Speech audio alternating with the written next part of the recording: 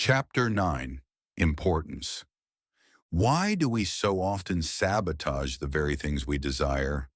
Why do goals slip away when we obsess over them?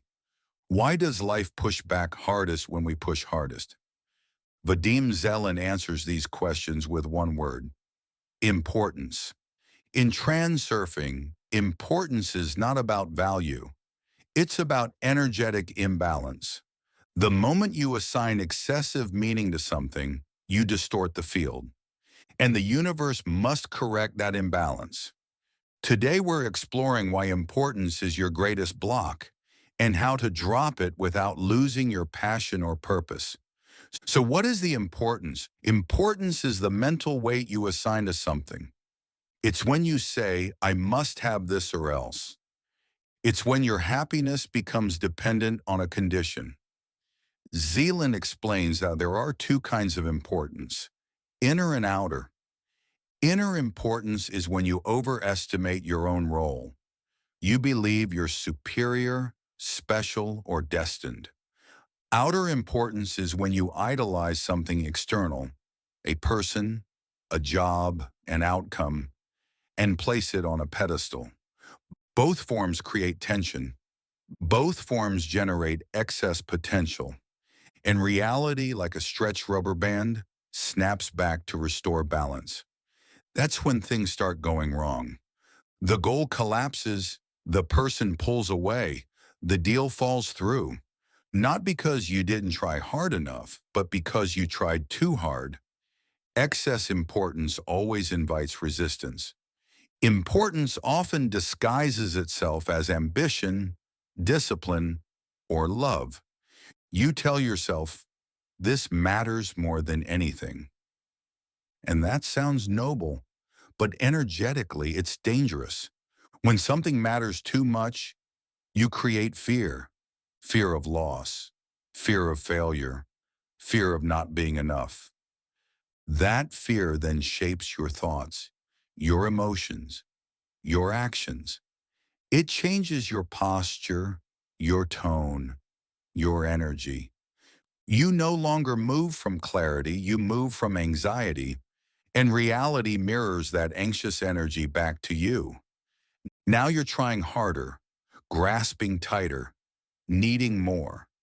And the more you need, the more elusive the goal becomes. The solution? You must lower the stakes, not to care less, but to move lighter. To say, this matters, but it does not define me. That shift alone can unlock everything. Reality is a mirror. It reflects not what you want, but who you are being. If you radiate tension, it reflects chaos. If you radiate need, it reflects distance. If you radiate calm, it reflects flow. When you assign extreme importance to something, you warp the mirror. It no longer reflects a clear image. It distorts. It sends you mixed signals. It delays results. It creates static. Zeland explains that to see a clean reflection, you must be neutral, not passive, neutral. You must move with clarity, not obsession, confidence, not clutching, desire, not dependence. When you drop importance, the mirror clears, and suddenly, the thing you've been chasing starts moving toward you. So how do you reduce importance without losing your goals? Here are a few techniques from the transurfing method. First, balance every thought with a release. When you say, this is really important, follow it with, but if it doesn't happen, I'll still be okay. Second, deflate the pedestal. If you're idolizing someone, remind yourself, they're human. You're equal. They're not above you. Third, redirect the energy. Channel your emotional charge into preparation, presence, and self-reflection, not attachment. Fourth, use intention, not desperation. Choose the outcome calmly, declare it as normal. Let life organize the rest. And finally, remember you are the source. Your life doesn't begin when the goal arrives. It's happening now. And that's where your power lives. The less you chase, the more you attract. The less you worship, the more you align. That's the paradox. That's the art of letting go while still moving forward. Importance is a silent saboteur. It disguises itself as passion, discipline, even love. But the truth is, when something matters too much, it begins to work against you. The transurfing path is not about detachment, it's about balanced focus. Choose your goals, love your dreams, but walk lightly.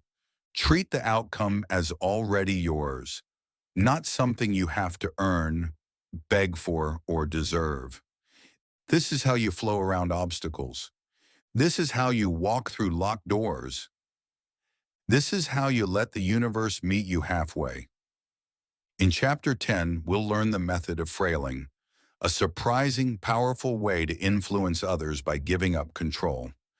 Until then, release the weight, let go of the pedestal, and walk with the quiet power of someone who already knows the path is theirs.